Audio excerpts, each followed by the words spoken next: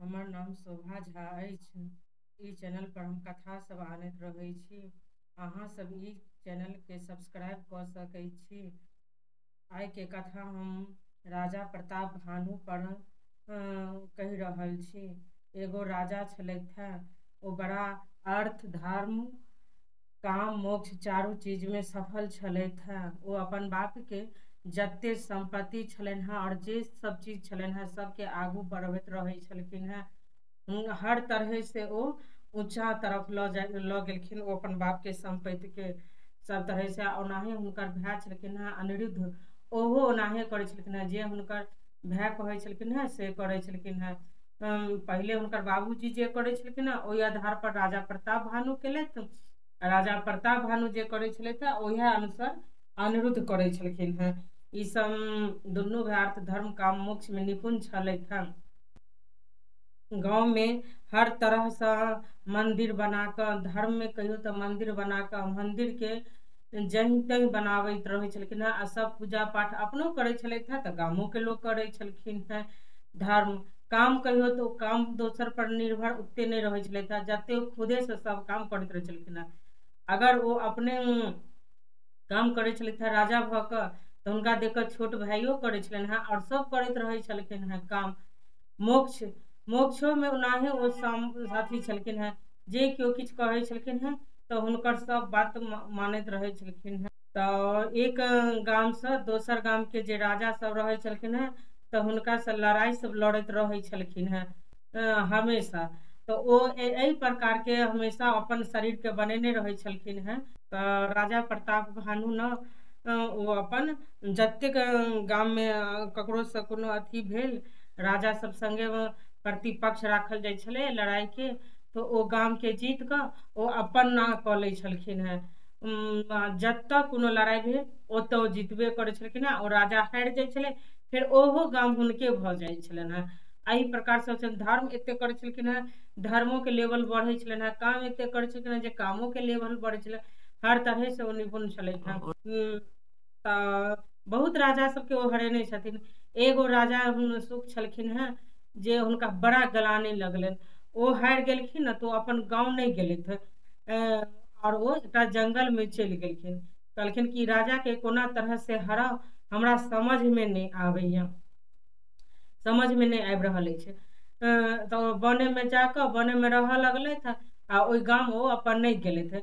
जे गाम से लड़ल छलथि आ प्रताप भानु जीत गेलखिन तो ओहो काम हुनकर भऽ गेलनि। तो गाम नहीं गेलथि, ओ अपन जंगल में रह लगलथि। तो एक दिन एनाहे होइत होइत ओ राजा शिकार खेलैत ला बन गेलथि। बन गेलै तो एगो उज्जर सुगर जे होइ छै एतेटा के हाथी दांत वाला, तो ओ हुनका देख कऽ बड़ा आश्चर्य लगलनि। ई कते सुंदर छै, एकरा जे हम मारि देबै तऽ कते नीक रहतै। इएह अथी कऽ कऽ ओ राजा बड़ी अंदर तक चलि गेलखिन। हुनका ई नहीं पता छलनि हैं जे एतेक साँझ भऽ गेल, एते अथी भऽ गेल, आब ई बीच जंगल में हम घुसि गेलहुँ, एतऽ से हम कोना जायब, समझे में नहीं हुनका आबै छलनि हैं। तो ओ कनिक हुनका प्यासो बहुत तेजी में लागल छलनि हैं, बहुत तेजी में लागल छलनि हैं। तो ओ जे सुख छलखिन हैं और बहुत दिन से ओहि अथी में रहैत रहै छलखिन हैं, जे की कहै छै जे राजा हुनका हरा देने छलखिन हैं तो ओ जंगल में, तो ओ हुनका राजा के देख कऽ चिन्ह गेलखिन ई तो वएह छै। तो ओ जे उज्जर टाइप से छलखिन हैं सुगर, तो हुनका ई कहलखिन कि अहाँ एक काज करू, हुनका कहुना न कहुना और अपना जंगल के तरफ लेने अबियौ। क्या तो जंगल में रहैत रहैत सब जानवर सब हुनके भऽ गेल छलनि हैं। आ जे अथी करै छलखिन हैं तऽ बात मानै छलखिन हैं। आ तऽ केना हेतै, नहीं छल से लेकिन ओ राजा छथि प्रताप भानु, हुनका हमरा पास लेने आओ। तो हाँ, तो ओ धीरे धीरे कखनो कखनो एतऽ रहै छलखिन हैं, कखनो ओतऽ चलि जाइ छै, कखनो एतऽ तऽ कखनो ओ सुगर जे छै एहिना करते करते करते दूर दराज में चलि गेलखिन। तखन जहन हुनकर कुटिया नजदीक के में एलनि सुख के, तहन कहलखिन कि हम अहाँके चिन्है छी। तऽ राजा प्रताप भानु कहलखिन अहाँ केना हमरा चिन्है छी, पहिले पानि के लेल मंगलखिन जे हमरा पानि पिअ, प्यास लागल है, जल दिअ। तो बैसू बैसू बैसू, अहाँके तऽ हम चिन्है छी, अहाँ राजा प्रताप भानु छी, बड़ा प्रतापी छी। अहाँ अपन गाम के उन्नति करै छियै, चारू तरफ अहाँके हलहल फुलहल अछि, सब तरह से अहाँ सुखी संपन्न छी, तऽ अहाँ केना बुझै छी। तो हम जंगल में रहैत रहैत हम विदुषी भऽ गेल छी, हमरा सब तरह के ज्ञान छै। मगर राजा प्रताप भानु जे छलै से ओ राजा के नहीं चिन्ह पेलखिन जे इहो एकटा राजा छलै, एकरा हम हरेने छलियै। राति भऽ गेल छलैया, ओतऽ कते राजा सने लड़ैत रहै छलथि हमेशा, ओ नहीं चिन्ह पेलखिन। मगर ओ सुख जे छलै से हुनका छल करै छलनि हेँ जे नहि एकरा हम कहुना बातमे फँसाबै छी, उलझाबै छी। तऽ जते राजा प्रताप भानु काज सब केने छलखिन हेँ धीरे धीरे कऽ कऽ ओ सबटा हुनका सुनेने गेलखिन। पानि पीबैत गेलखिन आ ओ सबटा सुनेने गेलखिन। तऽ राजा प्रताप भानु कहलखिन कि अरे बाप रे, ई तऽ बड़ा विदुषी अछि सचमे, ई तऽ हमरा बारेमे सब किछु जानै, हमर परिवारके बारेमे जानैए, हमर बाबूजीके बारेमे जानैए, सब किछु जानि रहल अछि। तहन ओ कहलखिन कि अगर अहाँ कही तऽ हम अहाँके और ऐसे ऊँच लेवल पर में लऽ जायब और बहुत ऊँच तक अहाँके गाँव के उन्नति हैत, जते ई पटन पोखरिया पाटन रहत सबटा अहींके भऽ जायत। आ तऽ अहाँ एते कऽ देबै तऽ हाँ हम एकदम कऽ देबै, हम अंतर्यामी छी, ई छी। मगर ओ जे छलखिन हेँ शुक राजा, तऽ हुनका तऽ छले छलखिन हेँ राजा प्रताप भानुके। कहलखिन एक काज करू, ई खाना खा लिअ आ खाना खा कऽ अहाँ आराम करू आ सुतू, आ अहाँके सुतले सुतले हम अहाँके अपना पत्नी लगमे पहुँचा देब। लेकिन हम जते चीज अहाँके कहि रहल छी, नहीं अहाँ अपन पंडित जी के कहबै, नहीं अहाँ मंत्री जी से कहबै।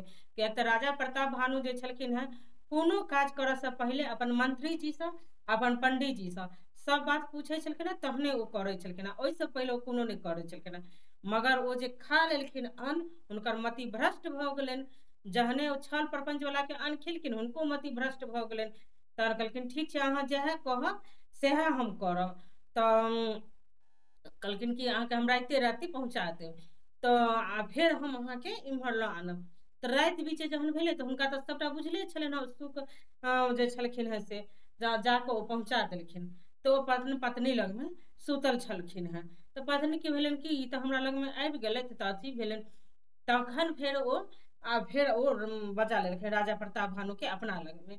तब मंत्री और पंडित जी कहलखिन कि हुनकर पत्नी के जे हम राजा प्रताप भानु के नहीं देख रहल छी, बहुत दिन से बजा, तऽ नहीं राति भेल छलै तऽ आयल छलथि हेँ, एतेही सुतल छलथि, सुतल छलथि। हाँ एक तो राजा छलखिन हेँ, चिंता भऽ जाइ छै सबके, सब शिकारी आबि गेलै, ओ नहीं एलै, ई नहीं एलै।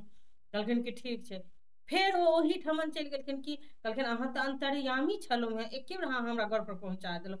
कहलखिन अहाँ एक काज करू, पूरा गाँव के निमंत्रण दियौ आ निमंत्रण में सब ब्राह्मण के नोत दियौ, जते ब्राह्मण एता खाय के लेल तऽ अहाँके आशीर्वाद देता, ई पूरा पोखरिया पाटन अहाँके भऽ जेता। कहलखिन ठीक छै। तो सब मंत्री सब पूछलखिन, ने पंडित जी सब पूछलखिन, जहन ओ गाम बीचे गेलखिन आ चुप्पे चाप भोज के आयोजन कऽ देलखिन, ककरो बुझलो नहीं छलै, आ पूरा गाम में जाकर नोत दऽ देलखिन। तऽ सब ब्राह्मण एले खाय के लेल। कहलखिन कि एहिमे रसोइया जे रहत से हमरे रसोइया रहत, अहाँ अपन रसोइया नहीं राखब, रसोइया में की खाना बनेतै ताबे तक केवाड़ लागल रहत आ केवाड़ खुजत नहीं। तो ठीक छै, अहाँ जएह कहबै सएह कहबै। ओने पंडित जी के बतबै छलखिन हेँ, ने मंत्री के बतबै छलखिन हेँ, आ ने ओ अपन रसोइये के ओहिमे जाय देलखिन। ओहि रसोइया में माछ सब मीट बनलै, बहुत एकदम भगक भगक वाला खाना सब बनलै। आर जहन पंडित ब्राह्मण के खाय के बेर भेलै तो सब ब्राह्मण एलखिन जे हमरा खाना खुआओ। सब खाना पर बैस लेथि, ओहिमे मिला मिला के खाना के परसि देने छलखिन हेँ। तऽ ब्राह्मण सब बैसलथि खाय के लेल। तहन ओ कहलखिन कि हमरा भूख लागल अछि, जल्दी दिअ खाय के लेल। तऽ हाँ हाँ दऽ रहल छी, दऽ रहल छी। सब ब्राह्मण बैसलथि खाना खाय के लेल। तऽ खाना खेलखिन, ओ एना के जे लेलखिन एना के कटलकै, हमरा ई की कऽ देलहुँ, एकदम से मीट बना कऽ हमरा दऽ देलहुँ, मांस दऽ देलहुँ।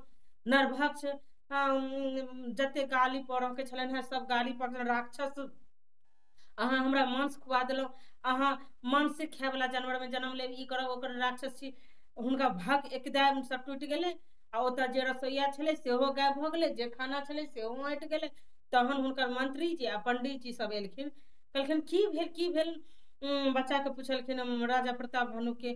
तऽ हमरा बड़ा भारी गलती भऽ गेलै, एगो आदमी छलै से छेल देलक, ओ हमरा की कऽ देने छलै माथा पर में, हमरा समझ में नहीं आयल, हम अहाँ सबके किछु कहलहुँ नहीं, और ई हमरा छेल देलक। सब ब्राह्मण के हम मांस परसि देलियै, हमरा से परम गलती भऽ गेल। ब्राह्मण के हाथ कल जोड़ऽ लगलखिन, माफ कऽ दियौ, माफ कऽ दियौ सरकार, माफ कऽ दियौ।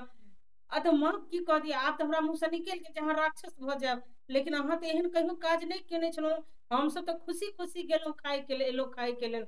जहाँ राजा प्रताप भानु छी तऽ अहाँके ओतऽ तऽ खाना अति उत्तम भेल हैत, कोनो तरहके अहाँके खानामे नहि कोनो चीज मिलावट भेल हैत।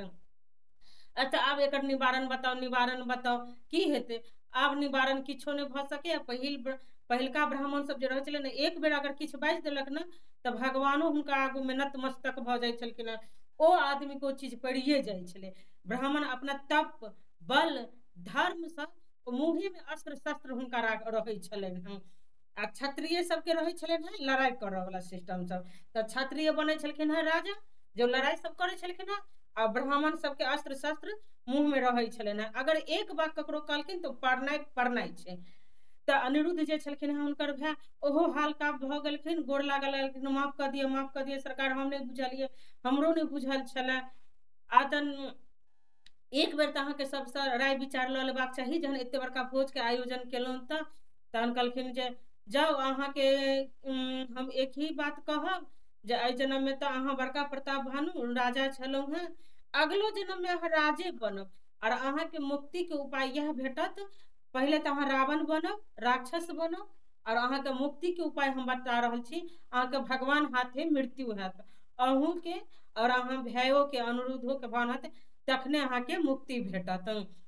तऽ राजा प्रताप भानु छलखिन हँ एकदम विद्वान, विदुषी, पंडित सब तरहसँ छलखिन हँ। तऽ हुनकर फेर दोसर जन्म भेलनि। दोसर जन्ममे रावण बनला। तऽ हुनका तऽ ज्ञान वएह छलनि हँ, एकदम विद्वान वाला, विदुषी वाला, दान करऽ वाला। तऽ रावणो बनलाके बाद हुनका बहुत तरहके अर्थ धर्म काम मोक्ष चारू चीजमे सफल रहै छलथि हँ।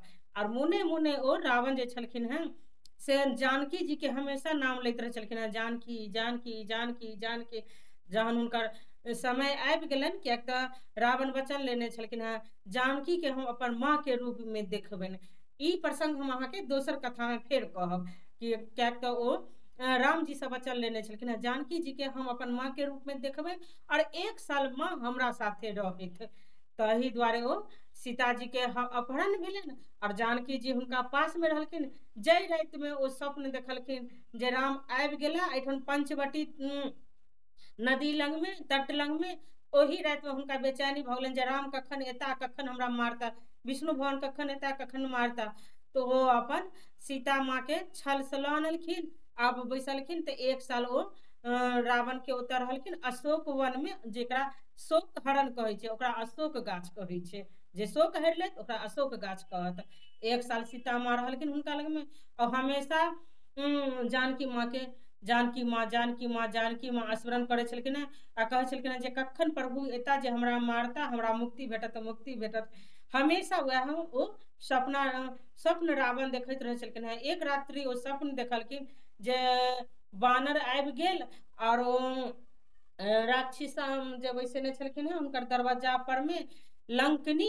तो हुनका एक अथी मरलखिन लात, तो लंकनी मरि गेलै। तऽ रावण के आबि गेलै संदेश जे राम के दूत आबि गेल अछि।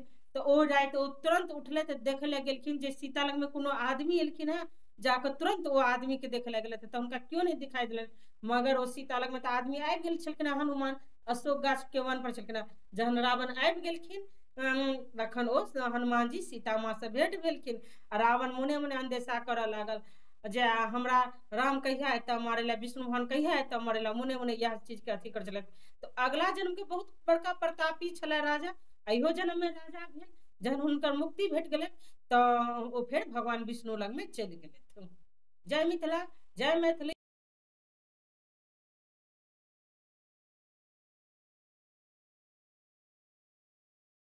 ई चैनल पर नया पुरान कथा सब हैत, जैमे बहुत सारा मनोरंजन वाला कथा, सीख देबे वाला कथा और भगवानो वाला कथा हैत।